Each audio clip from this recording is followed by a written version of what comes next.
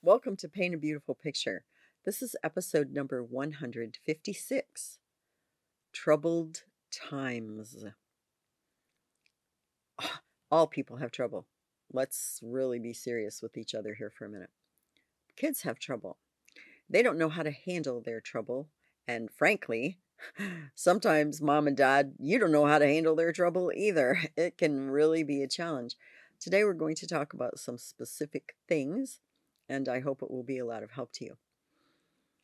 You say, well, what kind of trouble does an 18-month-old or a 2-year-old or a 3-year-old have? Oh, they can have some pretty significant trouble, and it really affects them very deeply emotionally. So we'll start off with one. Some babies have colic. I had a baby who had colic no matter what. You feed them, you burp them, you hold them, you rock them, you sing to them, you walk the floor with them, you put them in the car and drive them around and around and around. They're still screaming, they're still in agony, they are upset. I can really tell you, as a maternal child nurse, there are just some kids who don't settle, whatever that is. It isn't about you. It isn't that you are a failure or that you're doing something wrong. It's they, as a human being, are unsettled, and they're going to express it the only way they can. I often say, we can talk, we can scream, we can shut up, we can a lot of things. We have quite an array of possibilities in our way of behaving to communicate ourselves and what we want to others. Babies don't have it. They have about two things available to them: cry and scream. It's about what they have, and that's what they use. So don't be angry with your child when they're crying and crying and crying and crying and screaming and screaming and screaming. They're expressing themselves. They're expressing themselves the only way that they have. Your baby mom lived up against you for months. They know your heartbeat. They know when you're upset. They know when you're excited. They know when you're happy. And they know when you're calm. One of the best things you can do to help a colicky baby is stay calm. And that is so easy for me to say to you, and it is so hard to do. I mean it. When I was 16, 17 years old, I would sometimes babysit for this couple. Their daughter, I never saw a baby like that before. That baby would scream and scream and scream. I mean, her throat was raw and raspy, and she was still screaming. She would take the bottle pretty well. So you'd have about 10 minutes of quiet. And then she screamed. Pull that bottle out of her mouth. She screamed. She would not take a pacifier. I never ever saw a baby like that. That mom was about ready to lose her mind, and I don't blame her. And even as a teenager, I asked her, I said, "What's wrong with this baby?" She said, "I don't really know. I've had her back and forth to the doctor hundreds of times." And of course, that was an exaggeration, but I understood her at the end of her rope thing. And so I knew what she was telling me. There just wasn't an answer. This baby just screamed. And like I said, I had one of those too. Sometimes the very best thing you can do is understand it's not about you. Take a step away. No joke. You've done everything you can do. Put the baby in the crib, walk out the door. Give them 10 or 15 minutes. Give yourself 10 or 15 minutes. Sit down way on the opposite end of the house with a cup of tea. Put some music in one ear at least, because you got to hear with the other one. Just take a break. Give yourself a break. And, oh my word, make sure that you're going out at least one night a week. I mean, out of the house completely, with someone else handling this for a little while. I cannot tell you how exhausting it is. I really do understand this. Um, so, really and truly, get help. If your mom or your sister live nearby, just tell them. A couple days a week, I need to go away for an hour or two from the house because I'm just losing my mind and I need help with this. That's really okay to do that. Make sure that you take time away. And before you pick the baby up, do some deep breathing. Be sure that your heart rate is calm. Be sure that your mind is as calm as it can be so that when you pick the baby up, instead of your agitation going to them, your calm is aware and put their head up against your chest. Let them know that you're calm. It really does help a lot. And the great news is they outgrow it.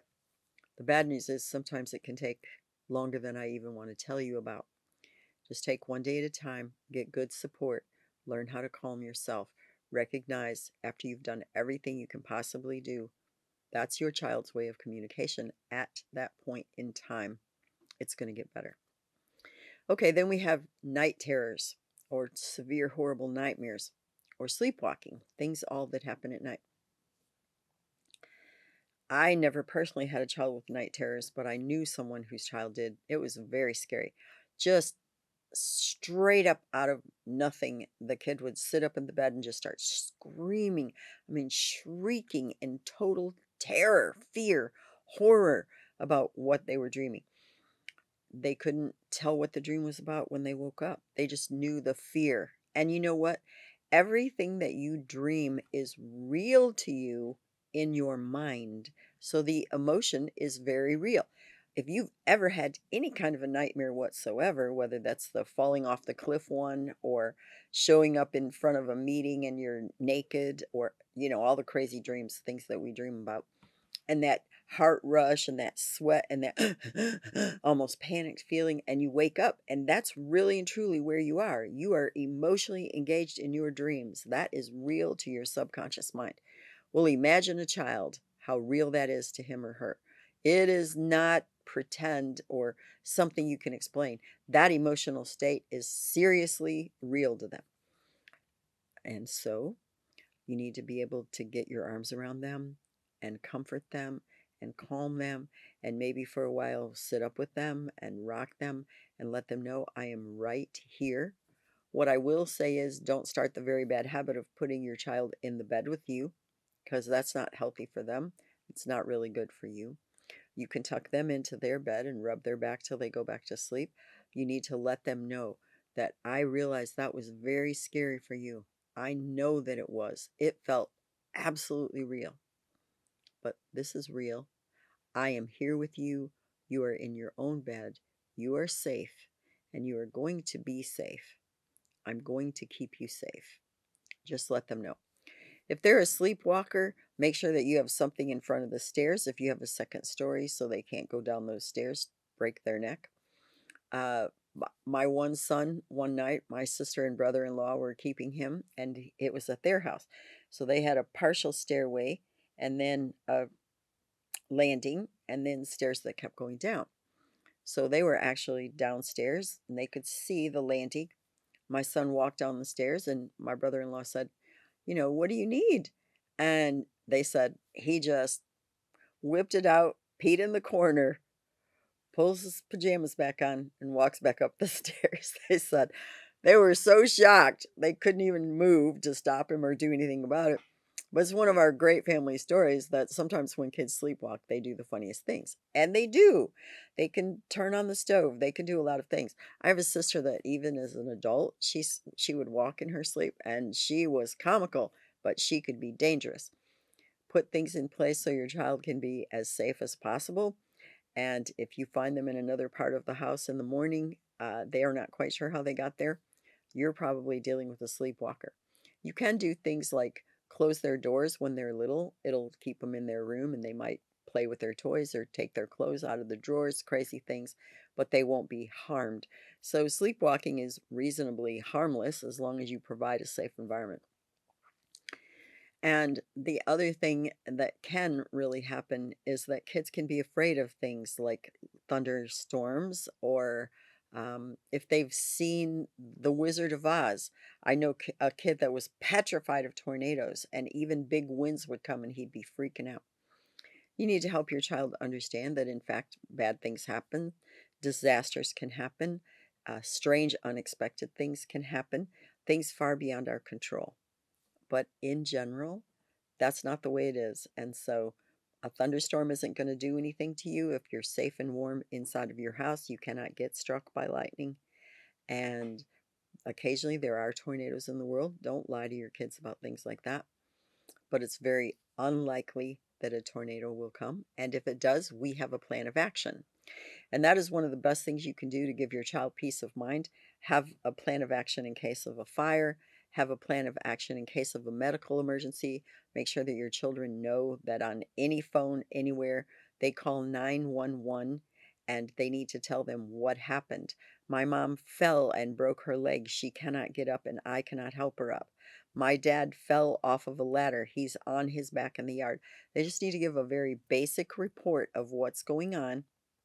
They need to know how to call 911. So you have an emergency fire plan. This is how you get out of the house. You touch your bedroom door. If it's hot, you don't go out it. You have to go out your bedroom window. If it's too far up for you to get down safely, you tie sheets together and tie them on the end of your bed around the bedpost and you go down. Or have an emergency ladder in every room that can literally go down. They're a little flimsy, but let me tell you, you'll get down those things and it's a lot safer than jumping out of a two-story house. And when we get out, we're all going to meet together out front next to the mailbox. So you have safety plans. Gives a lot of peace of mind to a kid to know that in the event of emergency, this is what we're going to do. And emergencies happen and we can deal with it. Okay, so those are some simple things. Now let's go to a little tougher things. Some people wet the bed. There are various reasons for that. Sometimes it's emotional distress. If you have a child and they've never wet the bed, and now they're a first grader and they start wetting the bed every night, you better find out what's going on because something is. If you have a child from the time they're a little tiny baby, they keep on wetting the bed, they're potty trained, they know everything about it, they're 2.5 years old, but they still wet the bed every single night. You can do a ton of stuff, but let me tell you this. In my family, there are a number of people who wet the bed, including me, including one of my sons, including a number of my nephews, well into 11, 12 years old. The reason why? We sleep like rocks. When my son was young and he was really distressed about this, he couldn't go spend the night with his friends. He felt like an idiot. He said, "Mom, I'm a really big person and but I wet the bed like a baby." Oh man, it caused him so much emotional turmoil. So I took him to a urologist. He had tons of tests. He had a cystoscope. He had so many things.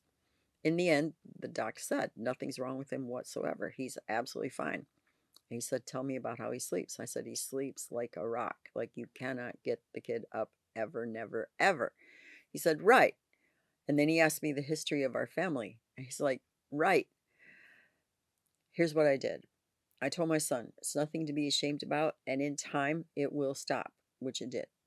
So I said, you can stop eating, you can stop drinking after 6 p.m., which helps a little, but honestly, not as much as you think. You can make sure that you really, really thoroughly drain your bladder the second before you go to sleep. But honestly, sometimes that's not enough either. So here's what we're going to do. We put a plastic mattress cover on. Every morning, he would take his own sheets because he was really ashamed of everybody else dealing with things and just put them into the washing machine. I'd wash them. He'd have clean sheets by the end of the day. Really, no big deal. In today's day and age, you don't need to make a big thing out of it. My mom, me, and my one brother, she whipped us mercilessly. It was not okay.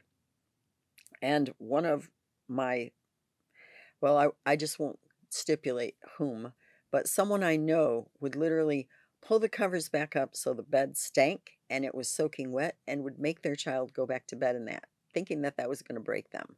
And it was horrific. It was cruel. And the kid just was a good sleeper. So don't be nasty about it. Acknowledge to this child, I realize you probably feel bad about this, but it's beyond your control. I mean, you got to drink, you need to stay hydrated. And so it's all right. It's a very manageable thing, and you're going to outgrow it. Don't freak out, mom. Don't freak out, dad. Just deal with it and let the kid deal with it in a healthy way. It's going to be all right.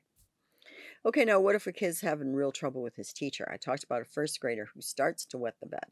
Probably this kid is either having a real adjustment to being in a formal school situation, they're having trouble with their teacher, or they're having a terrible problem with one of the kids in the classroom or out on the playground. Get to the bottom of what's going on. But you have a kid who's really having trouble with his teacher, you need to handle that. You need to let that child know, I'm going to take care of this. And you need to go to that teacher and tell them point blank, you will not treat my child like this. And if they can't stop, if that dynamic doesn't change within a month, then you go to the principal and you say, you get my child into another classroom because this is not going to happen. No joke, I mean it. As I've shared before, I had a son who had a terrible experience with a teacher. I didn't realize how bad it was because I was in nursing school. I was always busy every single day, 5 days a week during the daytime. One time we were off and I went to the school and I heard the way this teacher yelled at my child, but it was already March. My poor kid had been going through this for months and he didn't tell me the extent to which this teacher was abusive. And even now, we just recently had a conversation about this. He said, you know, Mom, that was probably one of the toughest years of my life. And I realized if you had known, you would have gone in there and just really had it out with that teacher. But I didn't tell you strongly enough for you to understand. And that was a really traumatic year for me. So you need to know that your child is trying to cope and doing the best they can. And there are bad things going on. Try your best to pay attention and go interact with that person and say, knock it off or we're out of here. And that's a really legitimate response, okay? And then the one I really love is kids like somewhere between 7 and 12, depending on the kid. They do this whole, I'm not going to do it and you can't make me. Oh, I just love that one because it's pretty manageable. Now, here's how you deal with this. I always said, you're absolutely right, I can't. And I'm not gonna. Oh, but I can certainly make you wish you did. And oh, I certainly could, because I'm a really imaginative parent. I came up with a lot of ways to discipline my children when they weren't going to be cooperative and they didn't want to follow through on what they were supposed to do. So that's on you as a parent. You might expect that attitude to come out of them, and some of that is an assertion of their independence, and sometimes it's just plain old rebellion of they don't want to do what you want them to do. They want to sit on their behind and play video games or watch cartoons all day, and there are things that need to get done. And so you need to make it hurt enough that it's worth their time to do it. In other words, well, you're not going to go outside and you can't play with your friends and you're not going to your friend's birthday party and you won't be able to go to the movies or the video arcade or roller skating or any other place till your attitude straightens up and you cooperate in this household. You're right. I can't make you, but I can certainly make you wish you did. I realize these are kind of maybe minor troubles to some people, but you know what? They aren't in a kid's life, and you need to understand that. I'm going to end with this one. One time I was in Walmart, there was this kid laying on the ground, I mean, pitching a fit, screaming. Wow, he was so impressive because he wanted this Hot Wheels car. And his mom is down on the floor with him, oh, come on, baby, get up. You're embarrassing me. I can't believe the way you're acting. Just going on and on. And the kid's getting worse and worse. And oh, my word, he's got this amazing audience going down. Yeah, he was really having it his way. And I just walked up to her and tapped her on the shoulder. I said, will you please stand up? And she did. I said, I want you to walk away. And she looked at me. I said, yeah, I mean it. I want you to walk away. So she started walking. She kept looking back. I said, I was walking with her. I said, don't look back. Just keep walking. Literally, we weren't 10 feet away. And that kid was standing up, looking everywhere for his mother. This is a kid's expression of his emotions, maybe inappropriately and maybe over the top. And you don't really have to succumb to that. You just have to be bigger or smarter than your kid. And that's one of the ways to do it. Don't give them what they want. Don't give in. If they're doing it at your own house, walk away, close the door, leave them in the room.